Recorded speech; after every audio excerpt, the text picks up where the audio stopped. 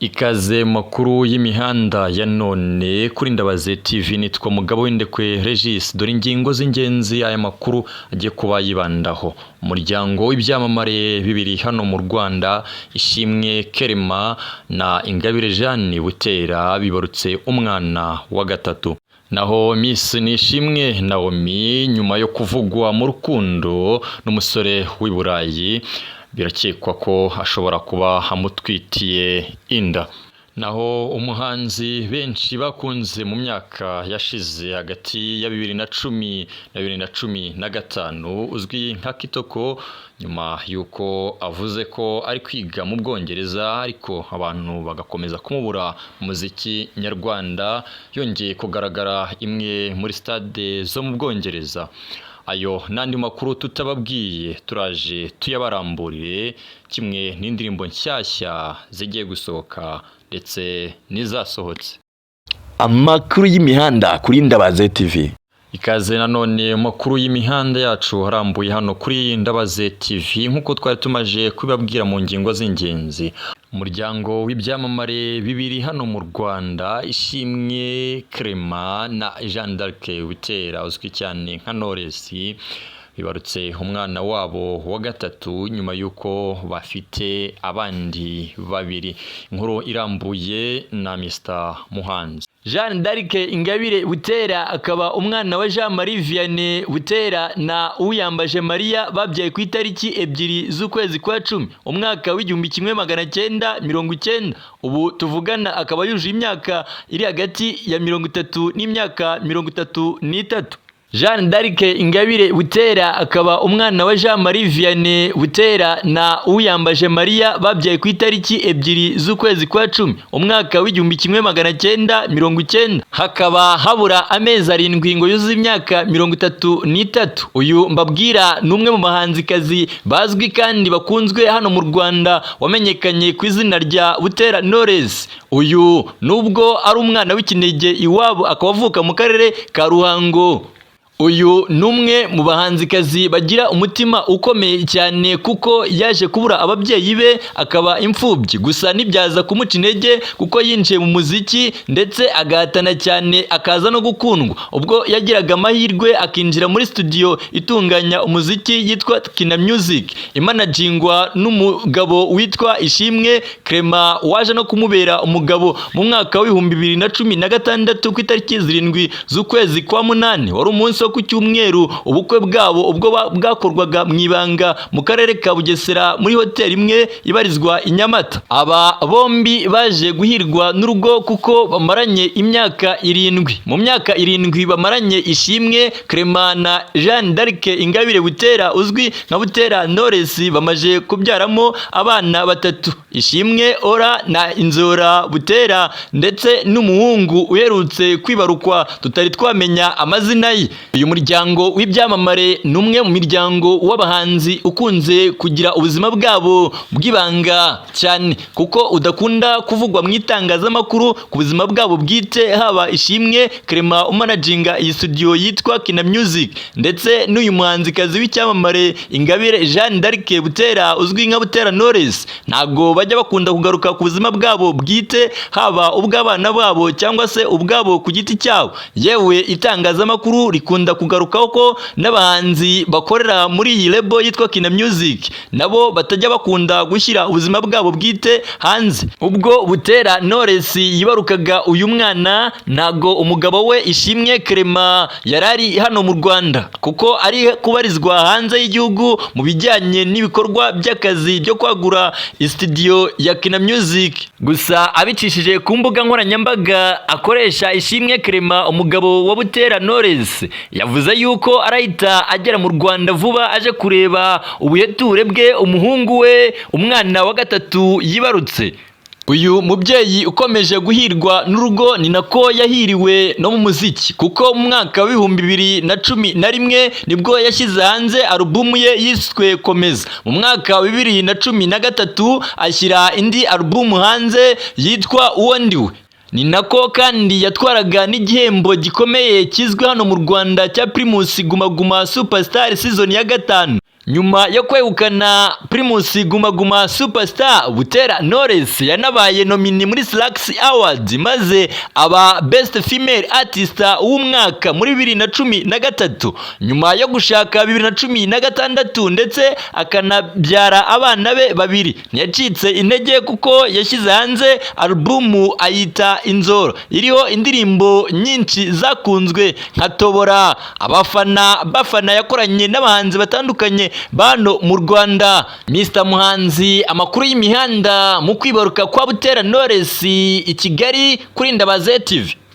Arakoze Mr Muhanzi kutugezaho iyo nkuru. Reka tugaruke muri studio za Ndabaziyetv dukomeza amakuru yacu y'imihanda ya none kandi arambuye.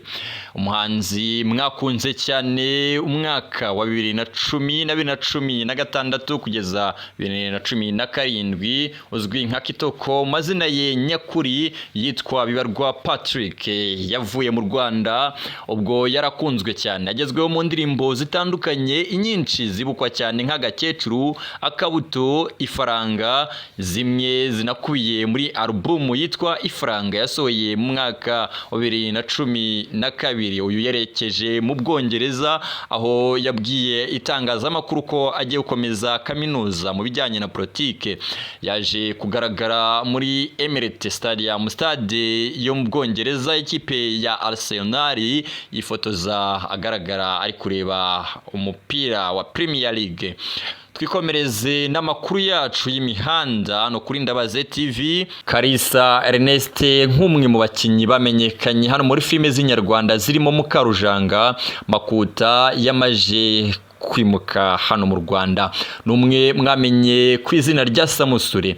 Ubwo yaganiraga na Ndabaziyetv yadutangarije yuko yimutse kubw'impamvu ze bwite, nta gitumye yimuka gihambaye cyangwa se kidasanzwe hano mu Rwanda. Yimukanye n'umuryango we. Ndabaziyetv imubajije niba azakomeza gukina filime z'inyarwanda ari muri Mozambique. Avuga yuko abamwifuza cyangwa se igihe yaba yateguye umushinga we wa filime nta kibazo yagumya agakina filime, kandi ngo n'umwuga akunda ndetse azanakomeza gukunda igihe cyose azaba akiriho. Tukiri muri sinema nyarwanda, umukinnyikazi witwa Bahavu Jeannette Usanase yaserukiye u Rwanda mu iserukiramico rya filime. Uyu yubatse izina muri filime rya City Media azwi ku izina rya Diane.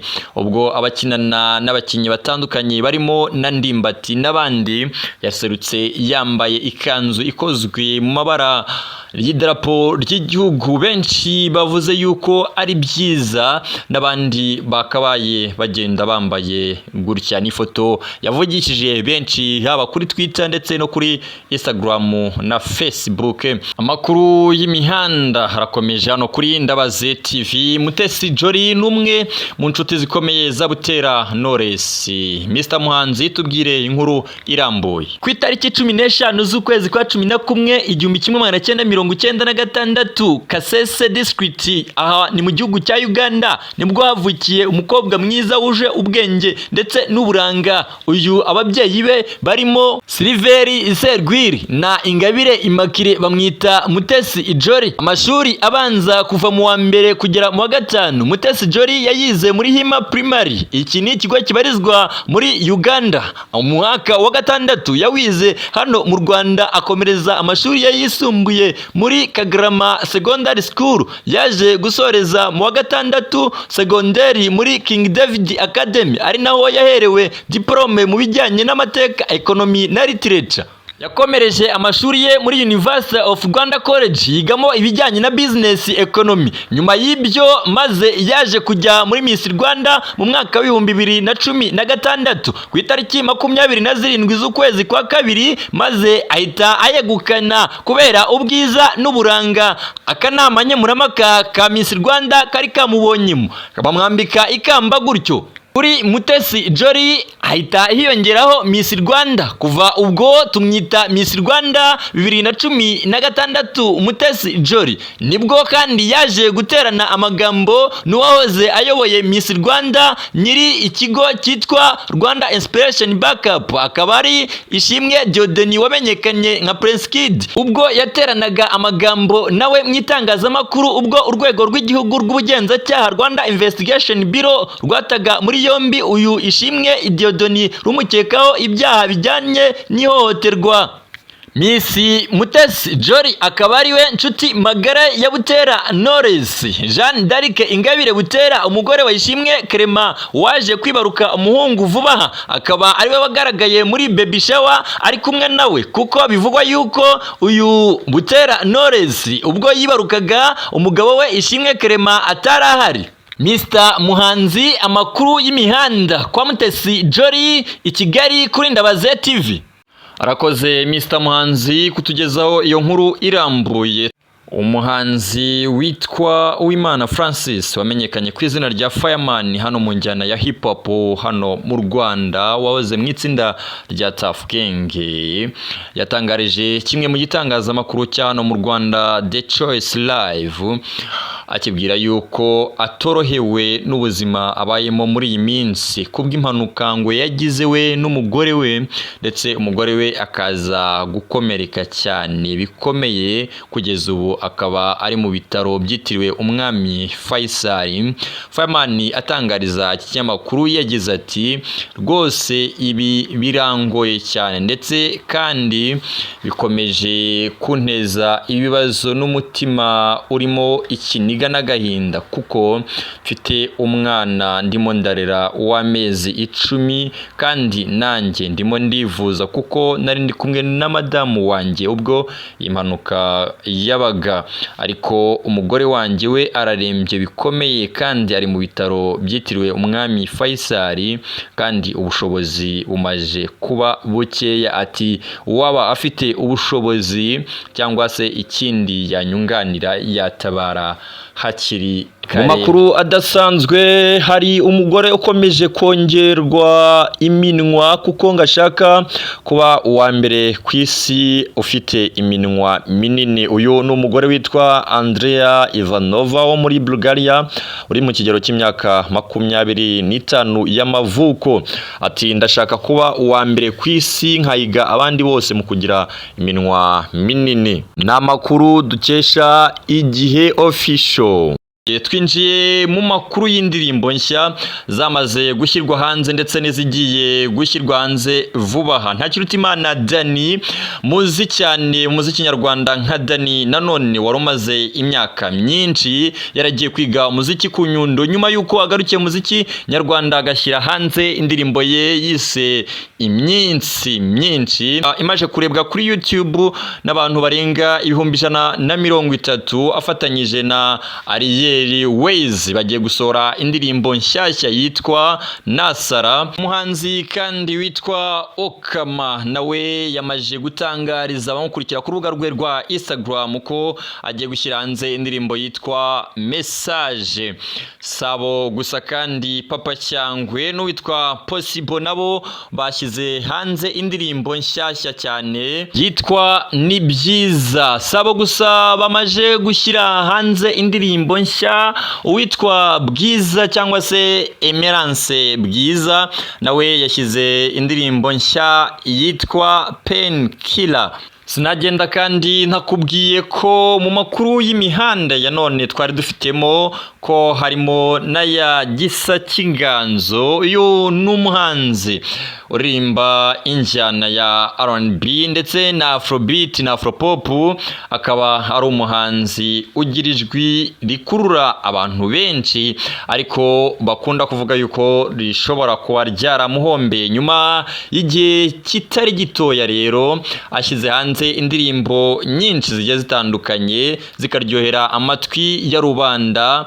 Yagiye agira imyitwarire igiye itandukanye itari myiza nyuma yo gusohora indirimbo yitwa yitwa Uruyenzi Promise zigakundwa na benshi. Numwe kandi mu bahanzi bavugwa ko akora koraboyo nyinshi kandi zikaryoha. Mu mwaka wa 2023 ku itariki ya mbere y'ukwezi kwa gatatu yashyize hanze indirimbo ye nshya yitwa Yes I Do, imaje kurebwa n'abantu barenga 5,000 ku rubuga rwe rwa YouTube. Mwakoze mwese mwakurikiye aya makuru y'imihanda. Nitwa Mugabo w'indekwe Regis, nkwifurije kugumya kugubwa neza. Komeza kandi ukurikire imbuga nkoranyambaga zose dukoresha: TikTok, Instagram, Twitter ndetse na YouTube, Facebook page hose turahari, twitwa Ndabaziyetv. Mukande like, mukande follow, mukande subscribe kugira ngo mujye mubona amakuru y'imihanda n'ibindi biganiro byose